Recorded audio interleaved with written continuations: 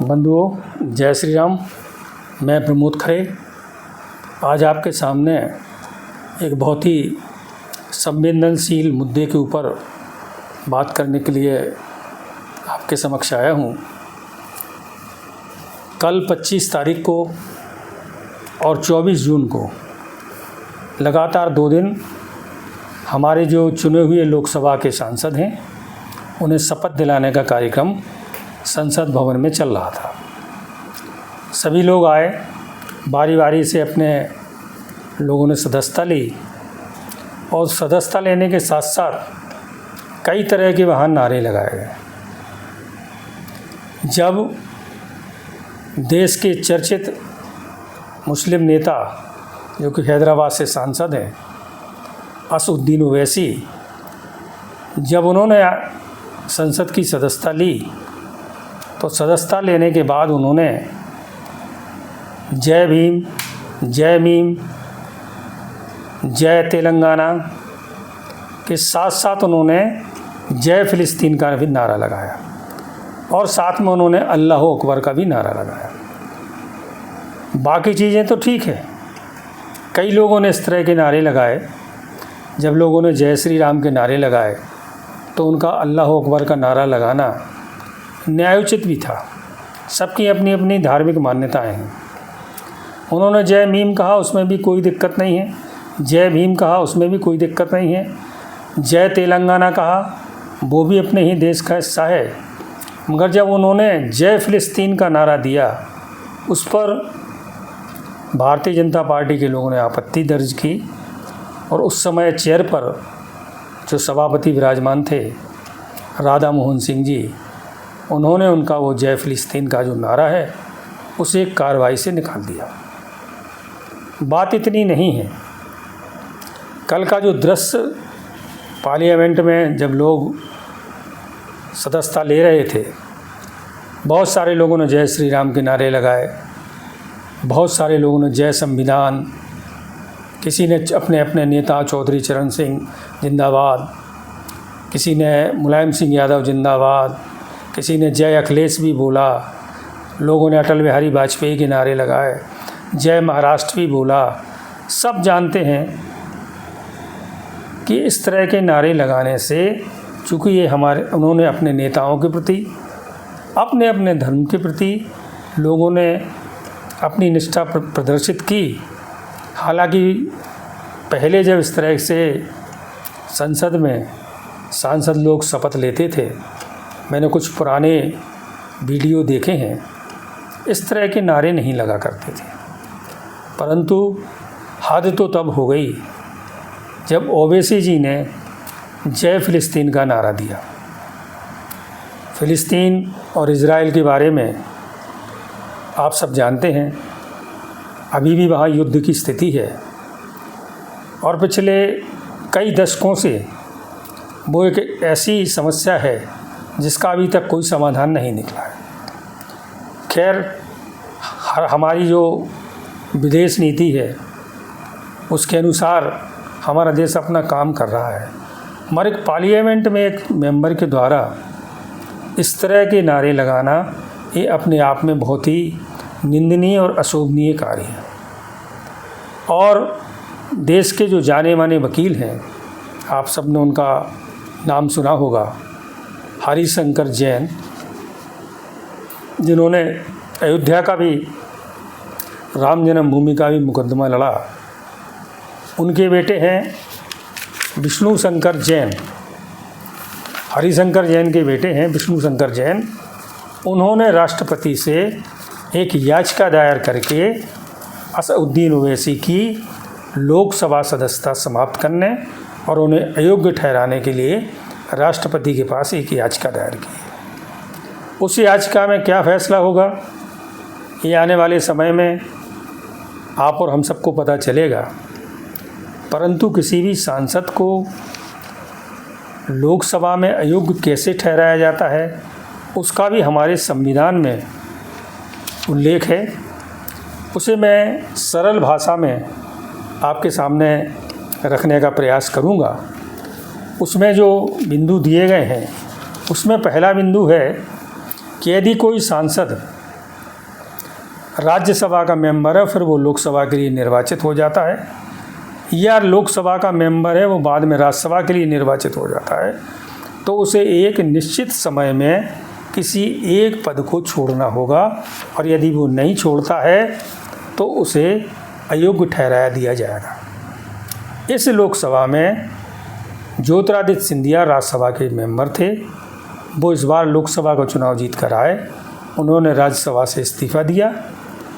ये एक ताज़ा उदाहरण है। दूसरा है कि यदि कोई सदस्य विधानसभा का सदस्य है और लोकसभा का चुनाव जीत कर आया है या राज्यसभा में पहुंचा है, तो उसे एक पद से इस्तीफा देना होगा। जैसा कि अभी उत्तर प्रदेश के समाजवादी नेता अखिलेश यादव उत्तर प्रदेश की विधानसभा में करहल से विधायक थे और वो अभी लोकसभा का चुनाव जीत कर आए, तो उन्होंने करहल की विधानसभा से अपना इस्तीफा दे दिया। तीसरा बिंदु है कि कोई भी सदस्य यदि सदन की बैठकों में लगातार 60 दिन तक अनुपस्थित रहता है तो उसे लोकसभा की सदस्यता से अयोग्य ठहराया जा सकता है। इसमें एक और बिंदु है कि यदि कोई सदस्य सांसद के होते हुए, सांसद पद पर रहते हुए सरकार के किसी अन्य लाभ के पद पर बना रहता है और उससे वो लाभ अर्जित करता है, तो ऐसे सदस्य को भी अयोग्य ठहराया जा सकता है। इसके बाद इसमें जो अगला बिंदु है कि यदि कोई सदस्य अदालत के द्वारा मानसिक रूप से अस्वस्थ घोषित किया जाए, अर्थात उसे पागल घोषित किया जाए, या वो दिवालिया घोषित हो चुका हो किसी अदालत के द्वारा, ऐसा व्यक्ति भी संसद का सदस्य होने के लायक नहीं होता है।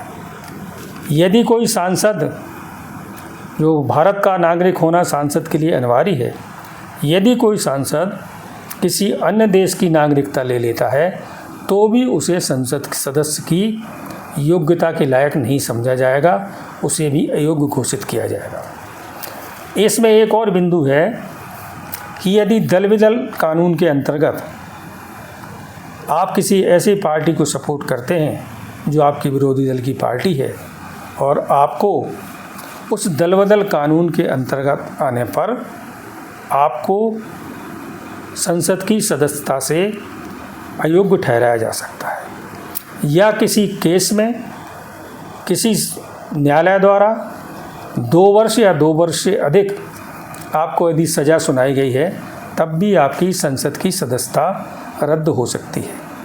और इसमें जो सबसे महत्वपूर्ण बिंदु है जिसके आधार पर विष्णु शंकर जैन जी ने राष्ट्रपति के पास अपनी याचिका दायर की है, वो संविधान की अनुच्छेद 102 के अनुसार है कि यदि व्यक्ति या सांसद किसी अन्य देश के प्रति अपनी निष्ठा जताता है तो भी उसकी संसद की सदस्यता जा सकती है। और इसी के तहत असदुद्दीन ओवैसी के ऊपर तलवार लटक रही है, क्योंकि उन्होंने भारत के संविधान की शपथ ली, भारत के नागरिक हैं और वह फ़िलिस्तीन के प्रति अपनी निष्ठा पार्लियामेंट में प्रदर्शित कर रहे हैं। इस कारण विष्णु शंकर जैन ने उनके खिलाफ अपील दायर की है। मेरे ख्याल से एक ऐसी नई परंपरा ओवैसी साहब डाल रहे हैं जो आगे चल के बहुत ख़तरनाक होगी, क्योंकि आपको पता है कि इस बार श्रीनगर जम्मू कश्मीर की एक लोकसभा है, वहाँ से एक इंजीनियर राशिद चुनकर आए हैं, वो भी जेल में हैं। उन्होंने अभी संसद की सदस्यता की शपथ भी नहीं ली है और वो जेल में इसलिए बंद हैं क्योंकि वो पाकिस्तान समर्थक हैं और उनके ऊपर ऐसे कई गंभीर आरोप हैं जिसके कारण वो जेल में हैं। यदि कल वो संसद की शपथ लेते हैं और पार्लियामेंट में वो पाकिस्तान जिंदाबाद के नारे लगाते हैं, ये जो परंपरा ओवैसी ने डाली है, तो उन्हें भी कोई नहीं रोक पाएगा। आप सबको मालूम है कि इस बार पंजाब से भी 2 लोकसभा के सदस्य निर्वाचित हुए हैं। एक बेअंत सिंह के परिवार के हैं जिन्होंने श्रीमती इंदिरा गांधी की हत्या की थी, उनके परिवार के एक सदस्य चुन के आए हैं, और एक खालिस्तानी समर्थक सांसद भी वहाँ से चुन के आए हैं। यदि ये लोग कल पार्लियामेंट में आके खालिस्तान जिंदाबाद के नारे लगाते हैं, कोई पाकिस्तान जिंदाबाद के नारे लगाते हैं, तो इस पार्लियामेंट की जो मर्यादा है वो तार तार हो जाएगी। इसलिए मेरा ये वीडियो बनाने का आज उद्देश्य यही है कि राष्ट्रपति जी के पास ये याचिका लंबित है और एक बहुत ही गंभीर मुद्दा है। संसद को एक ऐसा उदाहरण पेश करना चाहिए, संसद को एक ऐसी नज़ीर पेश करना चाहिए कि फिर कोई इस तरह की राष्ट्र विरोधी नारे लगाने की हिम्मत ना कर सके। ज़्यादा से ज़्यादा क्या होगा, बहुत सारे लोग हल्ला गुल्ला मचाएंगे। हो सकता है ओवैसी जी हाई कोर्ट जाएँ, सुप्रीम कोर्ट जाएँ, और वो उन्हें न्याय मांगने का पूरा अधिकार है, क्योंकि भारत में तो संविधान का शासन है। अभी आप देख रहे हो कई बार हाई कोर्ट न्याय, सुप्रीम कोर्ट से इस तरह के फैसले आते हैं और लोगों को न्याय मिलता है। उन्हें भी जाना चाहिए। यदि उनकी सदस्यता ये पार्लियामेंट रद्द करती है तो वो जाएं और वहाँ से जो भी निर्णय हो उसे हम सब माने, पार्लियामेंट भी माने, परंतु एक ऐसी नज़ीर प्रस्तुत हो कि कल को इस देश की संसद का माहौल ना उड़े, यहाँ किसी भी देश के प्रति समर्थन व्यक्त ना किया जा सके। और यदि इस बात को यहीं नहीं रोका गया तो आने वाले समय में पार्लियामेंट में क्या स्थिति बनेगी, आप सब उस स्थिति के बारे में समझ रहे हैं। अराजकता की स्थिति हो जाएगी। इसलिए मेरा आज का वीडियो बनाने का मकसद यही है कि देश की संसद की मर्यादा बनाए रखने के लिए ऐसे तत्वों के खिलाफ सख्त से सख्त कार्रवाई होनी चाहिए। बहुत बहुत धन्यवाद। आज का ये वीडियो आपको कैसा लगा, अपनी प्रतिक्रिया ज़रूर दें। इस वीडियो को शेयर करें और मेरे चैनल को सब्सक्राइब करें, जिससे कि मैं और अच्छे विषय लेकर आपके सामने प्रस्तुत हो सकूं। बहुत बहुत धन्यवाद। जय हिंद, जय श्री राम, जय संविधान दोस्तों।